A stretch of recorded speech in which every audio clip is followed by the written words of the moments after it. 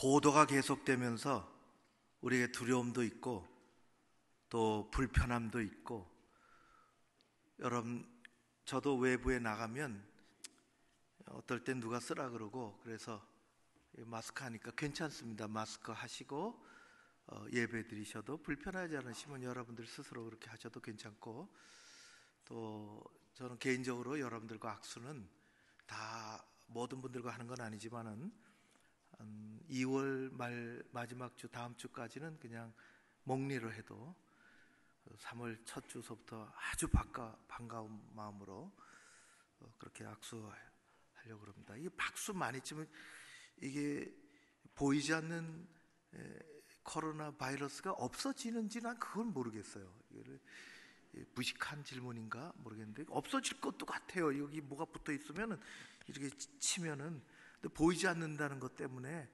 참 힘이 듭니다. 이게 보이면 난데 이 애가 어디 있는지, 이 나쁜 놈이 어디서 왔다 갔다 하는 건지, 이게 보이지 않는 것 때문에 우리가 두렵기도 하고 우왕좌왕하기도 하고, 세계적인 이렇게 불편함을 넘어서서 대혼란이 오기도 하고 그러잖아요. 이 경제적으로도 힘들고 개인적인 삶에도 많은 위축이 오고, 또 여행업계는 말할 것도 없고 모든 모임이 취소가 되고 졸업식도 없다 그러고, 뭐 이게 불편한 게 한두 가지가 아니고 아직도 잠자지 않고, 문제는 이게 보이지 않는다는 것 때문에 그래요. 보이지 않는 아주 미생물이잖아요. 미생물. 이게 생물인지 생물이 아닌지 뭐 분간도 안 되는 놈이 이게 우리를 힘들게 하지 않습니까?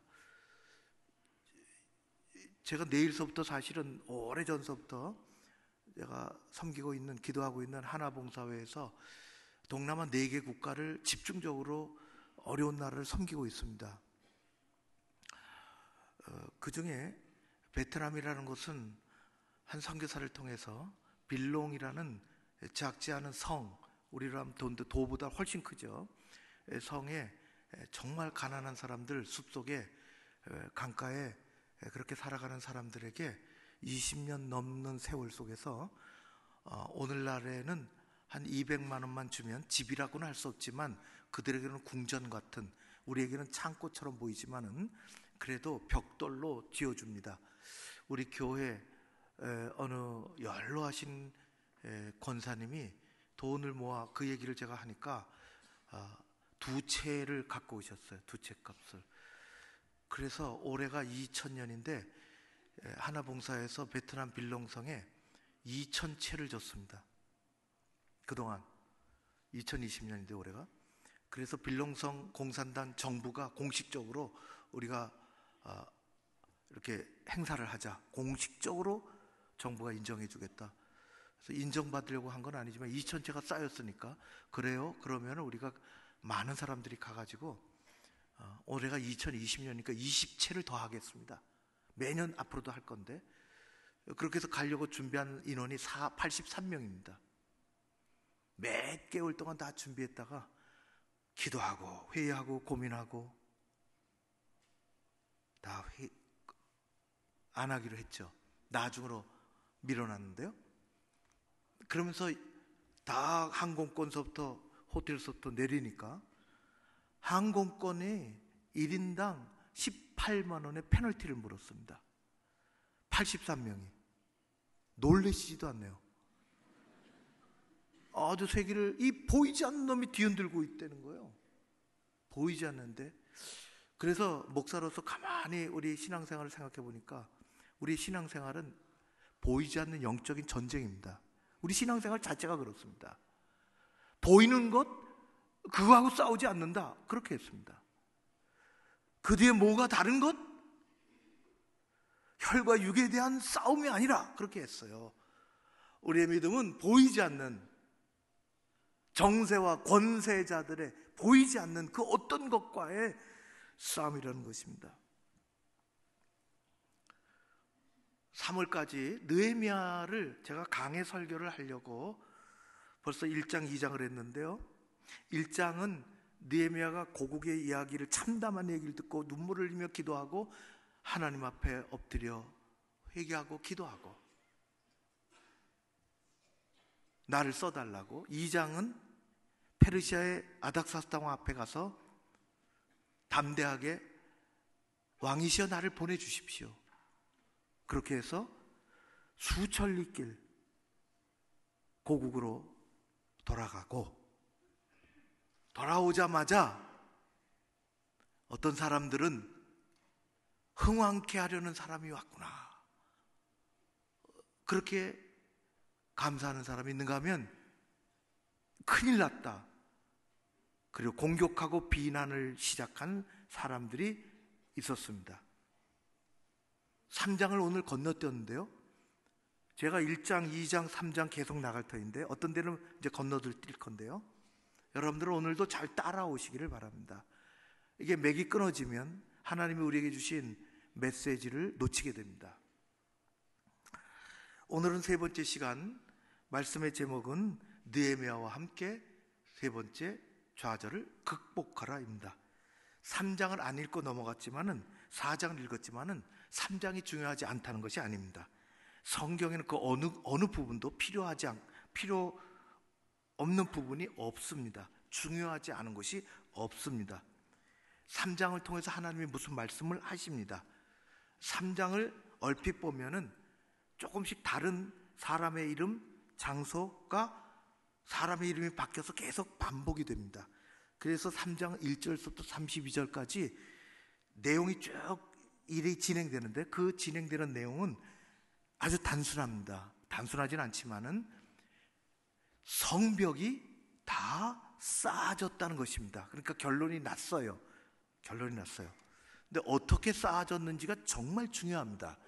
그래서 3장은 다 읽진 않는데 1절, 2절을 먼저 읽어야 되겠어요. 여러분들하고 1절, 2절을 제가 이제 설명하려고 하는데요, 1절, 2절을 놓치지 말고 읽겠습니다. 시작. 그때에 엘리야십이 그의 형제 제사장들과 함께 일어나 양문을 건축하여 성별하고 문짝을 달고, 또 성벽을 건축하여 한메아 망대에서부터 하넬 망대까지 성별하였고, 그 다음은 여리고 사람들이 건축하였고, 또 그 다음은 이므리의 아들 삭굴이 건축하였으며, 그리고 쭉 나가. 그 다음은 누가 무엇을, 성문을 건축했고, 누가 그 이어서 성벽을 건축했고, 그렇게 쭉 마치 어느 건설사 대형 성벽 쌓기 프로젝트를 다 끝내는 보고서 같이 그렇게 진행이 됩니다. 쭉 읽다 보면 조금 지루하기도 합니다. 그 전체 길이가 그게 길다면 길고 짧다면 짧은데, 성문을 세우면서 쭉 시계 반대 방향으로 돌아가서 끝냈는데 그게 2.4km입니다. 얼마 동안? 52일 동안. 몇 명이, 오늘 이름이 3장에 나오는데 거명된 대표자들의 이름입니다. 지도자들, 거명된 사람만 지도자들의 이름이 75명. 그들이 얼마나 다양한지 직업이 15개가 거론됩니다. 그러니까 수백 명, 수천 명이 달라붙어서 한 것입니다. 메시지가 아주 강하죠. 이게 수십 년 동안 방치되고 마음에 이게 동기부여가 일어나지 않은 것입니다. 그런데 느헤미야가 손을 높이 들고 하나님 앞에 기도하고 하자 해서 수십 년 동안 허물어져 있던 것이 52일 만에 2.4km가 완전히 성곽이 세워진 것입니다. 사람은 신앙 안에서 마음먹기 따랐습니다. 하기 싫다, 못한다, 어떻게 하냐, 그러면 수십 년이 지나도 못합니다. 굉장한 메시지가 있죠. 이걸 왜 기록하셨을까? 하나님의 역사는 한 사람을 통해서 집합적으로 일어나야 한다는 것을 말씀하십니다. 두 번째는 각자 자기 몫이 있다는 것입니다. 이에 충성하라는 것입니다. 성곽이 완성이 됐는데 휴전선 이게 쭉 이어져야 되지, 어느 곳 하나 끊어지면, 중간에 끊어지면 안 되잖아요. 쭉 연결해서 그러게 됐습니다. 그래서 3장 1절 2절이 시작이 되는데 31절 32절이 끝입니다. 그걸 읽어봐야 되겠어요. 그래야 하나님 뭘 말씀하시는지 우리가 알 수가 있습니다. 31절 32절입니다. 같이 읽까요? 시작. 그 다음은 금장색 말기야가 한밑갓 문과 마주대한 부분을 중수하여 느디님 사람과 상인들의 집에서부터 성모퉁이 성루에 이르렀고, 성모퉁이 성루에서 양문까지는 금장색과 상인들의 중수하였느니라. 아멘.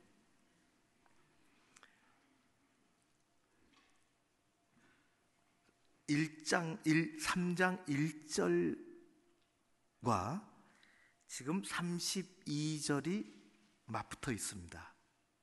3장 1절에 건축이 어디서부터 시작됐을까요?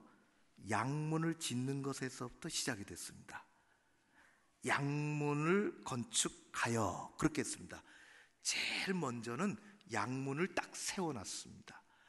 양문은 양의 문, sheep gate입니다. 이 양문은 느헤미야 외에는 구약에 안 나오고요. 물론 성전, 예루살렘 성에 아주 중요한 문이고, 안 나온다고 없는 건 아니고, 신약에 가면은 요한복음 5장에 한 번 더 나옵니다. 베데스다 연못 얘기 나올 때 예수님, 그때 양문 곁 베데스다 연못, 그렇게 나옵니다. 양문에서부터 시작해서 시계 반대 방향으로 돌아 2.4km를 건축하고 딱 마무리했습니다. 왜 느헤미야는 양문서부터 시작했을까요? 양문서부터 시작해서 양문으로 끝났다고 성경은 기록하고 있습니다. 양문은 왜 필요할까요? 옛날에도 있었습니다. 양문은 양의 문입니다. 양이 들어가는 문입니다. 드나드는 문이 아니라 양이 들어가는 문입니다. 무슨 양이? 고 멀지 않은 곳에 성전과 가장 가까운 문으로 하나님 제사 드릴 때, 하나님 앞에 예배 드릴 때 제물로 쓸 양을 데리고 들어가는 문이 구별되어 있어요. 아무나, 그렇게 아무 곳이나 들어가는 것이 아니라 이 양의 문을 통해서, 성전과 가장 가까운 이 양의 문을 통해서 하나님께 예배 드릴 때, 제사 드릴 때 드릴 양을 끌고 들어가는 것입니다. 어떤 양일까요? 아무 양이나 그저 길거리 지나다니는 양이나 아니요, 흠이 없이 온전한 양을 하나님 앞에 제물을 드리기 위해서, 제물이 없이는 제사가 없으니 드리기 위해서 들어가는 것입니다. 느헤미야는 가장 먼저 하나님 앞에 예배를 회복해야 되겠다고 생각을 했습니다. 양문은 하나님께 드리는 제물의 문이요 예배의 문입니다. 양문이 허물어졌다는 것은 드릴 제물을 못 드리고 있다는 것이고, 예배가, 제사가 허물어졌다는 것입니다. 느헤미야가 성벽을 수축하면서, 건축하면서, 그래서 가장 먼저 했던 것은 양의 문을, 양문을, 예배문을, 제물의 문을 만들어 놓는 것이었습니다. 이것은 우리에게도 진리입니다. 신앙생활의 가장 중요한 것이 뭐냐? 제물의 문이요 예배의 문을 세우고 무너진 예배를 회복하는 것입니다. 우리의 신앙은 거기서부터 시작을 합니다. 예배가 중요합니다. 이것이 주는 메시지입니다. 일제시대에 우리가 잘 아는 평양에 우리나라의 영적인 분위기를 딱 잡고 있는 산정현교회가 있습니다. 오늘날 서울에 있는 산정현교회는 이름을 가지고 온 교회입니다. 그 당시는 우리 조선 반도의 영적인 상황을 산정현교회가 담당하고 있었습니다. 거기는 우리가 잘 아는, 저는 오래전에 평양에 갔을 때 누군가 차 속에서 저기가 산정현교회가 있는 곳이라고 손가락질도 하지 못하고 누군가 그 버스 안에 타고 있으니까 저 눈짓을 싹 하면서 그 안에 그 당시 위임 목사는 주기철 목사님이었습니다. 주기철 목사님이 심호하고 있고, 장로로는 우리가 잘 아는 독립운동가요, 민족의 지도자인 조만식 장로님이 교회를 섬기고 있었습니다. 이 주기철 목사님과 조만식 장로님은 오래전에, 조만식 장로님이 오산학교 교장 선생님일 때 주기철 목사님은 학생으로 그 학교에 다녔습니다. 그러니까 한참 어르신 선생님이고 학생 때도 있었죠. 이 주기철 목사님이 예배를 막 시작하고 기도하고 찬송 부르고 예배 드리는 중에 조만식 장로님이 안 보이는 것입니다. 가만히 보니까 예배가 한참 진행 중에 있는데 어디서 무슨 일을 하셨는지 모르겠지만 예배 늦게 오셨습니다. 예배당 문을 열고 들어서는 장로님을 향하여 예배를 인도하던 목사님이 그것을 보고 큰 소리로 이야기했습니다. 장로님, 하나님께 예배 드리는 예배에 흠을 내시면 안 됩니다. 들어와서 자리에 앉지 마시고 거기에 서서 예배를 드리십시오. 장로님은 아무 말 하지 아니하고 그 자리에 서서 예배를 드리셨습니다. 예배가 끝날 무렵 목사님은 이제 봉헌, 예물 봉헌 시간입니다. 장로님이 기도하시지요. 장로님의 봉헌 기도가 시작이 됩니다. 그 기도의 시작은 이렇습니다. 하나님, 제가 이런저런 일 독립운동 한답시고 이것저것 뛰어다니다가 하나님 만나고 예배하는 이 시간을 흠집내었습니다. 부족한 죄인입니다. 예배드리는 온 교우와 주의 종의 마음을 불편하게 만든 죄인입니다. 하나님 용서하여 주십시오. 교회 본이 되지 못한 종을 용서하여 주십시오. 우리 가운데 예배가 허틀어지면, 예배를 소중하게 여기지 못하면 우리의 신앙은 곧 무너집니다. 청년들이 잘 부르는 찬양이 나는 하나님을 예배하는 예배자입니다. 저도 잘 불러요. 알고. 몇 주 전에 우리 어린이들이 오후 찬양 예배 나와서 뭔 일인지 정확히 기억은 없는데 이 찬양을 했습니다.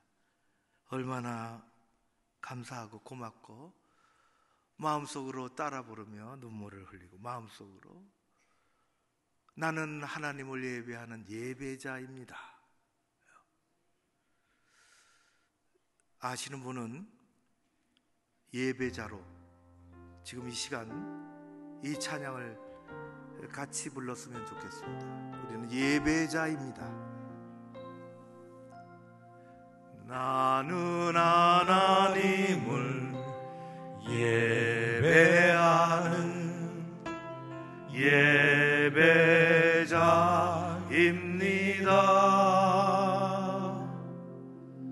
내가 서 있는 곳 어디서나 하나님을 예배합니다. 내 영혼 거룩한 은혜를 향하여 내 마음 완전한 하나님 향하여 이곳에서 바로 이 시간 하나님을 예배합니다.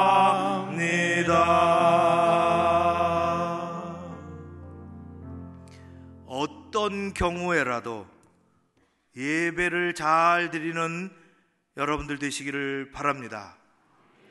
느헤미야는 그래서 양의 문을 제일 먼저 세웠습니다.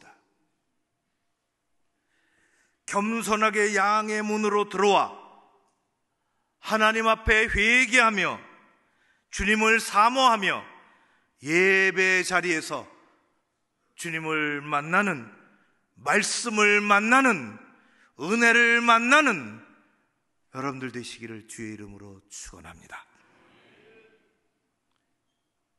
3장의 이 대역사가 그냥 일어난 것이 아니라는 것을 4장 이후가 얘기해 주고 있습니다. 이제 그것을 나누려고 합니다. 4장에는 우리가 읽어본 것처럼 이 성벽과 성문을 수축하는 과정에 수많은 방해와 공격과 비웃음이 있었다는 것과 그것을 극복하는 내용입니다. 사랑하는 성도 여러분, 하나님의 일, 믿음의 일, 선한 일에는 언제나 이를 가로막는 방해꾼들이 있습니다. 방해꾼은 회방하는 말을 하며 비난하는 말을 하며 그로 말미암아 사람들의 마음을 흔들어 놓기도 하고 때로는 위기가 찾아오기도 합니다. 그것이 1절서부터 시작이 됩니다. 4장 1절에 이렇게 되었습니다. 산발랏이 우리가 성을 건축한다함을 듣고, 방해꾼의 대표입니다. 주동자입니다. 산발랏이 우리가 성을 건축한다함을 듣고 크게 분노하여 유다 사람들을 비웃으며, 그래서 그 비난 비웃음이 쏟아지는데 그것이 2절 3절에 집중되어 있습니다. 4장 2절에 보면 5가지 비웃음이 나옵니다. 첫 번째는 이 미약한 유다 사람들이 하는 일이 무엇인가? 그거는 이런 뜻입니다. 힘도 없는 것들이 뭘 하겠다는 것인지 모르겠구나. 한심스럽다. 두 번째는 스스로 견고하게 하려는가? 그 의미는 자신들도 서지 못하는 것들이 뭘 세우겠다고 저러고들 있는가?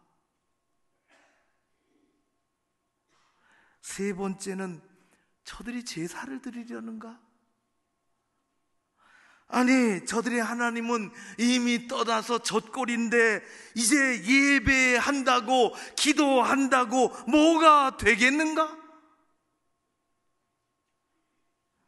네 번째는 하루의 일을 마치려는가?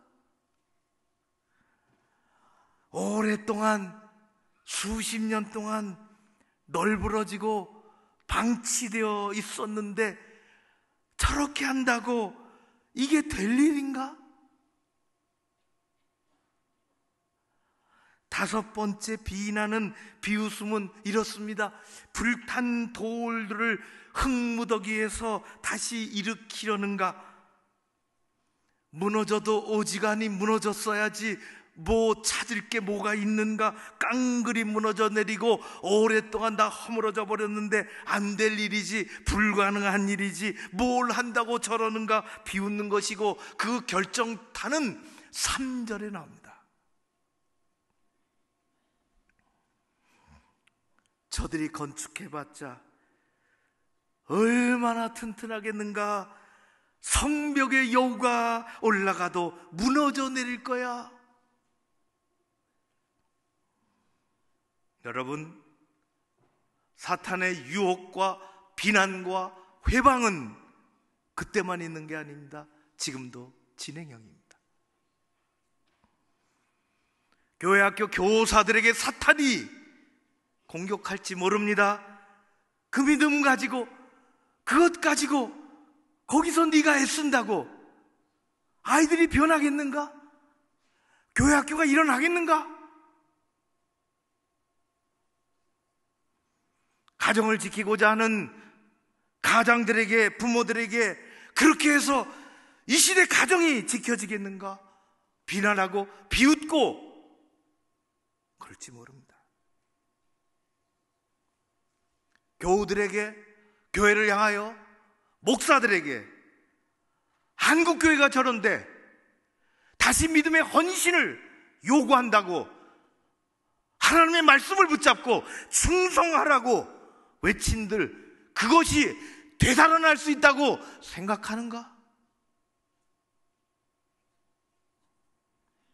헛고생하지 말고 그냥 무너진 태로 내버려 두는 것이 좋지 않겠는가?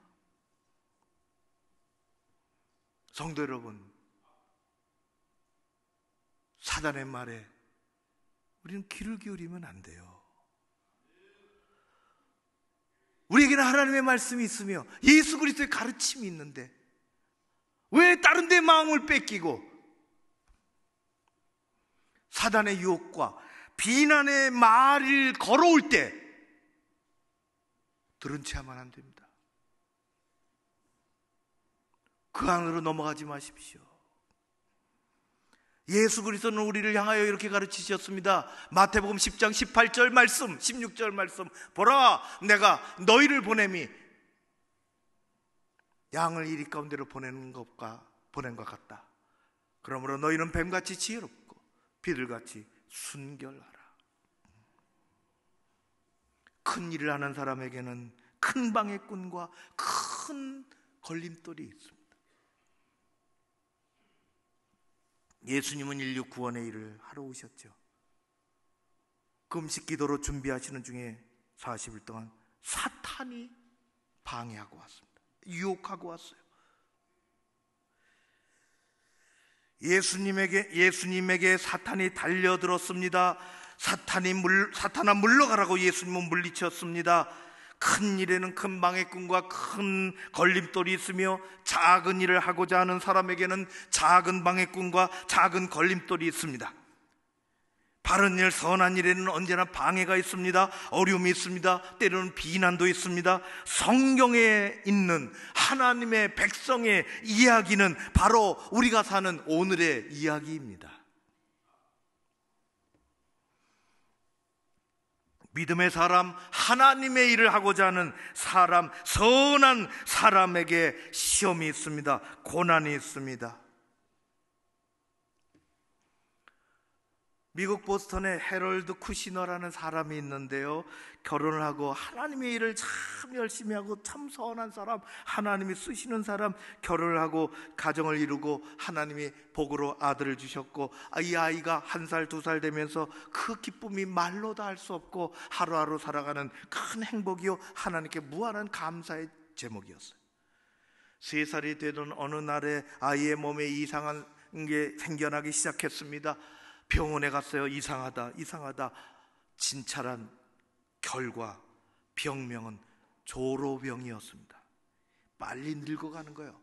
1달 아이가 지나는데 5달이 지나가는 것입니다. 1년 지나갔는데 3년의 아이에 4년의 아이가 늙어가는 것입니다. 그렇게 진단받은 후에 11년 만에 그 아이 14살의 몸과 모든 기능은 80세, 90세 노인이 되어 늙어 죽었습니다. 아버지 쿠시너는 선하게 하나님의 일을 감당하며 하나님께 맡기며 살았는데 그는 하나님 앞에 한 가지 질문을 던졌습니다. 하나님, 선한 사람에게 왜 고통이 옵니까?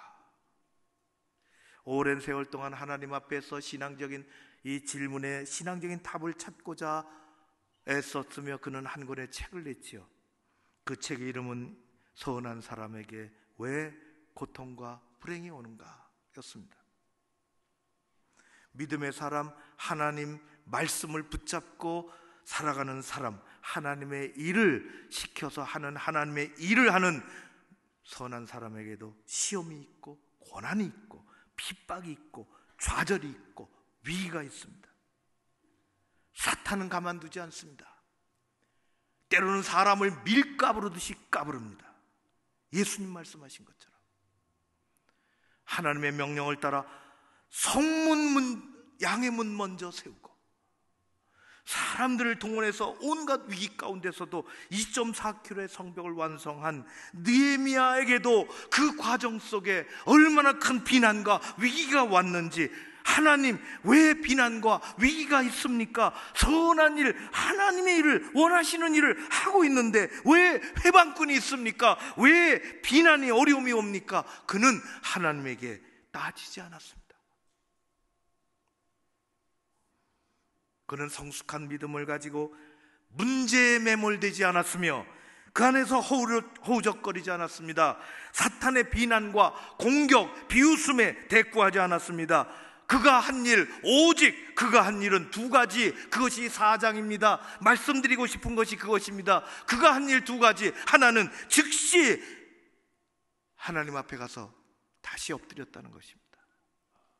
두 번째는 자신이 할 수 있는 일, 그 자리에서 사람들과 함께 묵묵히 하던 일을 계속했다는 것입니다. 그것이 4장의 메시지입니다. 하나님이 우리에게 들려주고 싶으신 것입니다. 그래서 느헤미야는 4절에 보면 4절에 기도합니다. 2절, 3절이 끝나자마자 4절에 기도합니다. 하나님, 저 소리를 들으십시오. 우리가 업신여김을 당하고 있습니다. 비웃고 있습니다. 저들이 욕하는 것이 저들의 머리에 돌아가게 해주십시오. 악을 덮어주십시오. 죄악된 행위가 사라지게 해주십시오. 하나님은 하나님의 사람들에게, 교회에, 우리에게 두 가지 무기를 주셨습니다. 하나는 말씀이라는 것이요, 하나는 기도라는 것입니다.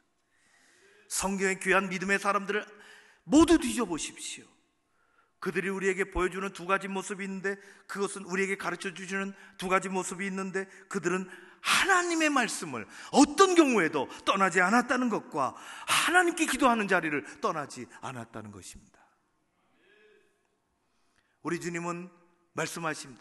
인간의 목소리나 세상의 그 어떤 것보다 기도가 가장 강한 무기라고. 그분은 친히 기도하셨죠. 공격받고 비난받았을 때 기도하셨습니다. 위기 상황 속에서 겟셋만의 동산에 가셔서 기도하셨습니다. 그리고 가르치셨습니다. 기도 외에는 이런 유가 떠나갈 수 없다. 기도의 능력을 가르쳐 주셨습니다. 하나님은 예수 그리스도는 말씀으로 살아야 된다 그러고 기도의 능력이 있다고 가르치는데, 세상은 그렇게 가르치지 않습니다. 기도해서 뭐하냐? 그거 갖고 되냐? 어느 음성을 따라가시겠습니까? 우리는 무엇을 따라가는 사람들입니까? 사단이 가장 한결같이 쓰는 전략이 있는데, 그것은 우리가 무슨 일을 만나 기도의 자리에서 멀어지게 하는 것입니다. 사단이 자신이 지배하는 영역이 축소되는 것을 그는 가장 두려워합니다.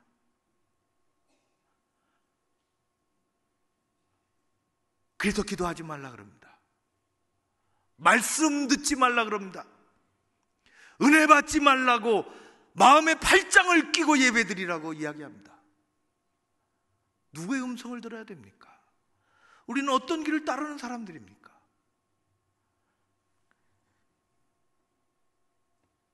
느헤미야는 양의 문을 먼저 건축했습니다. 그리로 양을 데리고 가라고, 너의 재물을 가지고 가라고, 하나님 앞에 예배 먼저 회복하라고, 그리고 말씀 붙잡으라고, 그리고 기도의 자리에서 떠나지 말라고. 사랑하는 성도 여러분, 기도의 자리에서 벗어나지 마십시오. 기도의 자리에서 멀어지지 마십시오. 기도의 끈을 놓지 마십시오. 사단은 그거 아무것도 아니라고 얘기합니다. 그러나 예수님은 그게 전부라고 말씀하십니다. 힘들수록, 위기가 올수록 사단은 비난하고 유혹하고, 우리가 해야 할 일은 하나님을 붙잡고 기도하는 것입니다. 기도 과소평가하지 말아야 하는 것입니다. 기도 무시하지 말아야 하는 것입니다. 예배 잘 드려야 하는 것입니다. 그것이 가르침. 기도하는 사람이 마침내 승리합니다. 마침내 승리합니다. 마침내 승리합니다. 기도의 사람이 마침내 주님의 일을 합니다. 기도하는 사람이 마침내 주의 일을 합니다. 느헤미야가 보여주는 겁니다. 사랑하는 성도 여러분, 승리하는 여러분들 되시기를 주의 이름으로 축원합니다. 고마우신 아버지 하나님을 찬양합니다. 어수선하고 힘들고 세상의 목소리 듣고 싶고 사람들의 위로받고 싶고, 그래서 쉽게 떠나고 내 마음을 지배하는 것이 하나님이 아니라, 말씀이 아니라, 은혜가 아니라 세상이 되기 쉬운 세상, 이곳에서 우리는 하나님께 예배합니다. 말씀이 들려오게 하여 주시옵소서. 사탄은 그거 가지고 되겠느냐, 기도해서 되겠느냐? 우리 주님은 기도가 능력이라고 말씀하시는데 우리는 그 길을 가기를 원하나이다. 함께하여 주시옵소서. 기도의 자리에서 멀어지지 않게 하옵시고, 말하기보다 기도하는 우리 공동체 되게 하여 주시옵소서. 바른 신앙의 승자가 되기를 소원하오며 예수님 이름으로 기도하옵나이다. 아멘.